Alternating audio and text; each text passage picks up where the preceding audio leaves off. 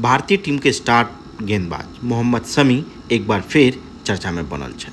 एहि बेर चर्चा में बनऽ के कारण उनकर गेंदबाजी नहीं छन, बल्कि उनकर मैदान पर वापसी करऽ के लऽ कऽ भऽ रहल अछि। चर्चा बनते भी किया नहीं, कियाकि वनडे वर्ल्ड कप के बाद वो कोनो मैच नहीं खेलत है। आब वो घरेलू मैच में उतरि सकै छथि, लेकिन अहाँके बता दी कि चोटिल होबऽ के कारण वो 19 नवंबर 2023 के बाद से कोनो मैच नहीं खेलत है। करीब 9 महीना से वो क्रिकेट के मैदान से दूर छथि, लेकिन आब वो मैदान पर वापसी करऽ लेल पूरी तरह से फिट भऽ चुकल छथि।